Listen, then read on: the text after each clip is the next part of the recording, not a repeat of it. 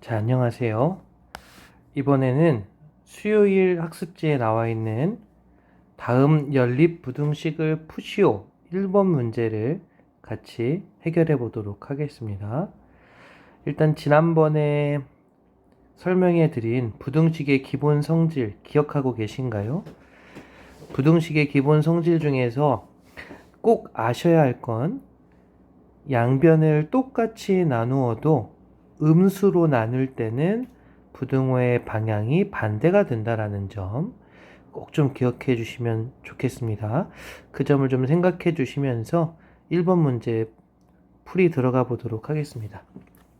연립부등식은 보시는 바와 같이 하나의 부등식이 아니라 두 개 이상의 부등식입니다. 그래서 일단 각각의 부등식부터 해결해 주셔야 됩니다. 위의 부등식부터 풀이해 보면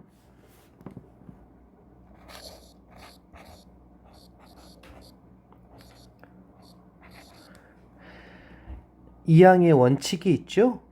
숫자는 오른쪽으로, x는 왼쪽으로. 그래서 좌변에 있는 마이너스 4를 오른쪽으로 이항했을 때 부호가 반대가 되므로 플러스 4. 그럼 계산해 보겠습니다. 마이너스 2 플러스 4는 2. 그럼 이제 양변을 x 앞에 있는 숫자 2로 똑같이 나누어 주셔야 됩니다. 약분이 되므로 x 2 1은 2, 2 1은 2에서 1. 자, 그리고 양변을 2로 양수로 나누었기 때문에 부등호의 방향은 그대로 왼쪽 이렇게. 자, 이제 아랫부등식을 풀어보겠습니다.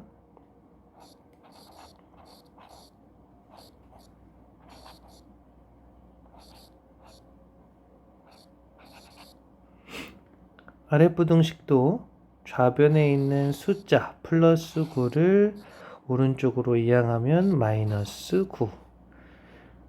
그러면 마이너스 3x 마이너스 12. 양변을 이번엔 뭘로 나눠줄까요? 그렇죠. x 앞에 있는 숫자 마이너스 3으로 동일하게 나눠줍니다.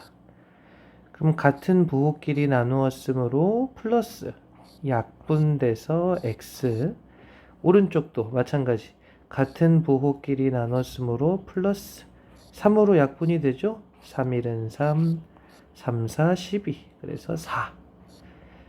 자, 아까 처음에 부등식의 기본 성질 기억해 주시라 그랬죠. 양변을 똑같이 나누었지만 음수 마이너스 3으로 나누었기 때문에 부등호의 방향이 반대가 됩니다. 그럼 이렇게 푼 각각의 해를 하나의 수직선에 나타내 보도록 하겠습니다.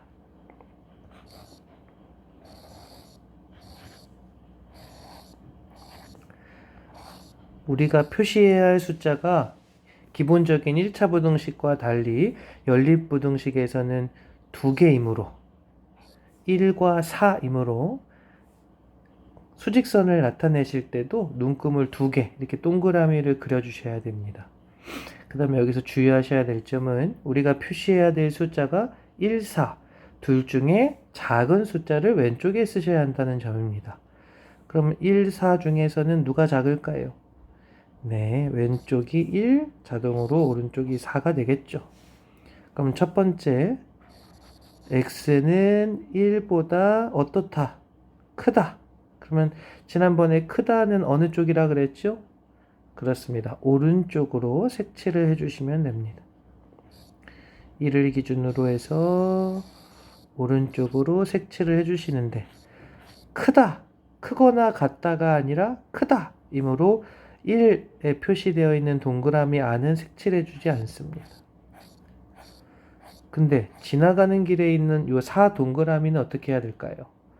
네, 지나가는 길에 있는 동그라미는 해당이 된다는 것이므로 꼭 색칠을 해주시고 가셔야 됩니다. 그래서 지금 보시는 게 첫 번째 위에 부등식의 해를 수직선에 나타내는 거고요. 그 다음에 아래 부등식의 해 이거 한번 읽어볼까요? x는 4보다 작거나 같다. 그러면 4를 기준으로 해서 어느 쪽? 그렇습니다. 왼쪽. 지금 제가 그림을 그릴 때 보시면 아시겠지만 아까보다는 조금 더 위로 그렸습니다. 여러분들도 그리실 때 이렇게 조금 더 위로 길게 뽑으셔서 아까 그렸던 요 수직선과 헷갈리지 않게 구분을 해주셨으면 합니다. 그리고 색칠을 이렇게 다른 방향으로 해서 구분이 되게끔. 자, 이번에는 4보다 작거나 같다 이기 때문에 4도 색칠을 해주셔야 돼요.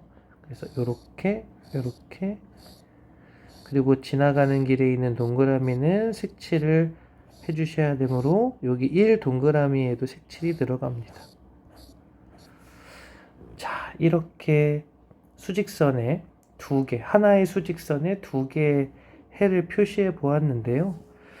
이렇게 보시면 아시겠지만 하나의 수직선에 두 개의 해를 표시하면 반드시 겹치는 부분을 찾으실 수 있습니다. 이 겹치는 부분이 바로 연립부등식의 해가 된다.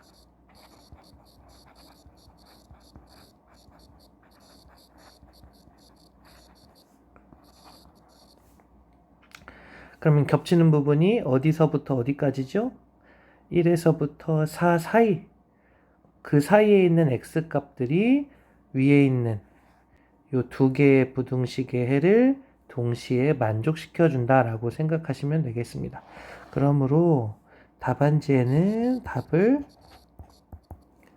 1과 4 사이에 있으므로 1과 4 사이에 x를 이렇게 배치시켜 주시고, 보시는 것처럼 겹치는 부분이 여기가 x인데 사이에 있기 때문에 1보다는 사이에 있는 x가 더 클 것이고요. 그리고 사이에 있는 x보다는 4가 더 클 수밖에 없습니다. 왜? 수직선은 오른쪽으로 갈수록 커지기 때문에. 그래서 일단 이렇게 기본적으로 부등식을 써주시고요. 여기서 이제 하나 더 챙기셔야 될 게 동그라미입니다.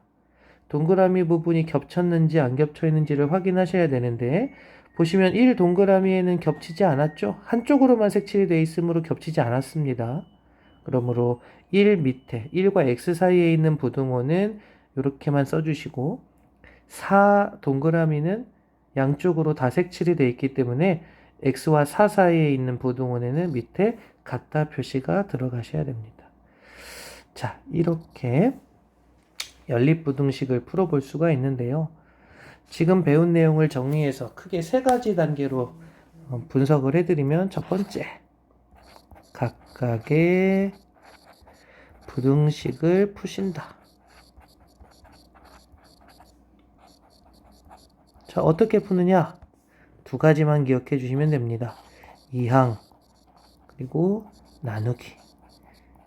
다만 나눌 때는 부등식의 기본 성질을 꼭 좀 기억해 주시고요. 두 번째, 이렇게 1번에서 푼 해를 두 개의 수직선이 아니라 하나의 수직선에 나타내 주셔라.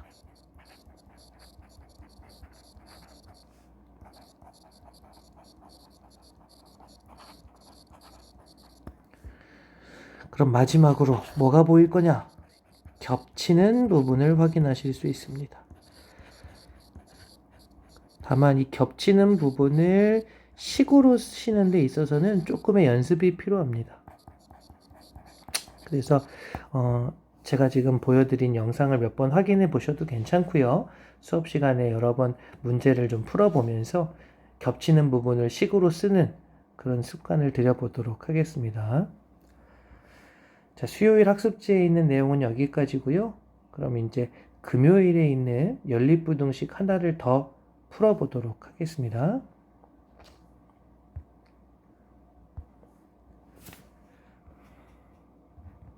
자, 금요일 학습지에 있는 연립부등식 1번 문제입니다. 동일한 방식의 문제이므로 아까처럼 세 가지 과정을 거쳐서 풀어보도록 하겠습니다. 첫 번째, 각각의 부등식을 푼다. 이항하고 나누면 되겠죠. 그래서 왼쪽에 있는 플러스 4를 오른쪽으로 이항해서 마이너스 4. 그러면 x는 11 빼기 4, 7이죠. x는 7보다 크다. 바로 왼쪽이 x로 나왔기 때문에 더 나누거나 하실 필요 없습니다. 자, 밑에 있는 부등식 풀어보겠습니다.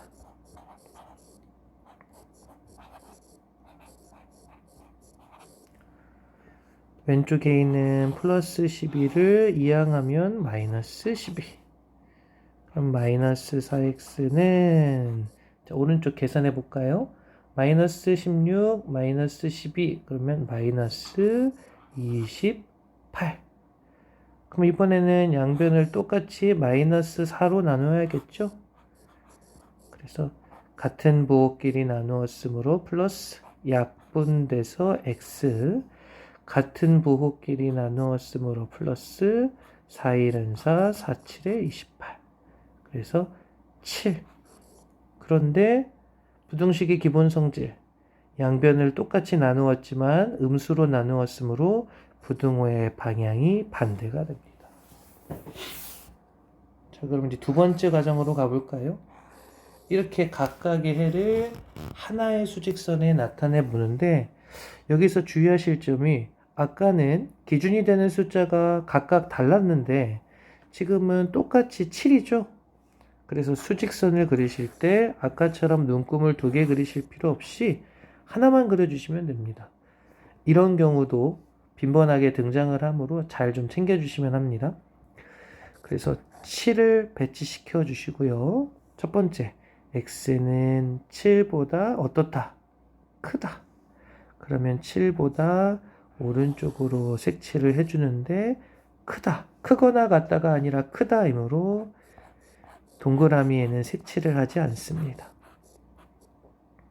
그러면 이제 이게 첫 번째 부등식의 해가 되겠고요. 두 번째 부등식, x는 7보다 작거나 같다.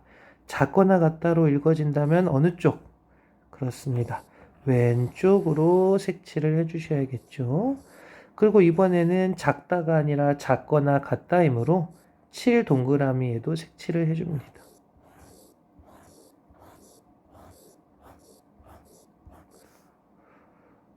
그러면 겹치는 부분이 있어요? 없어요?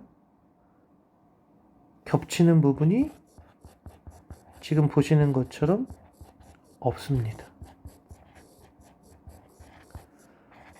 선생님, 겹치는 부분이 답이라고 했잖아요.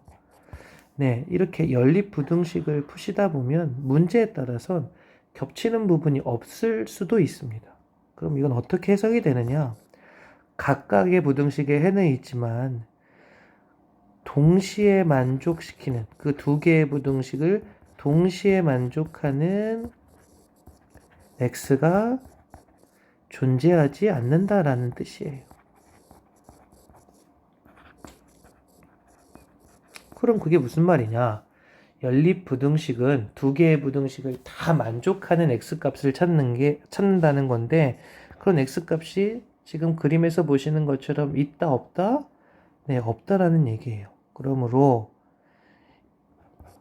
이렇게 수직선의 그림이 그려질 경우에는 답안지에다가 해는 없다. 좀 특이하지만 답이 없는 해는 없다라는 게 이 연립부등식의 답이 됩니다. 그래서 겹치는 부분이 없으시면 당황하지 마시고 답안지에 해는 없다 이렇게 적어주시면 됩니다. 이상으로 금요일 학습지 1번 문제까지 마무리를 해봤는데요. 이 연립부등식 쉽지 않은 문제지만 지금 보시는 것처럼 천천히 각각의 부등식을 풀어주신 후에 하나의 수직선에 나타내 주시고 겹치는 부분을 찾아서 식으로 쓰는 습관을 여러 번 반복하신다면 다른 설명 없이 여러분 혼자서 연립부등식의 해를 구하실 수 있을 겁니다. 수고하셨고 우리 수업 시간에 만나도록 하겠습니다.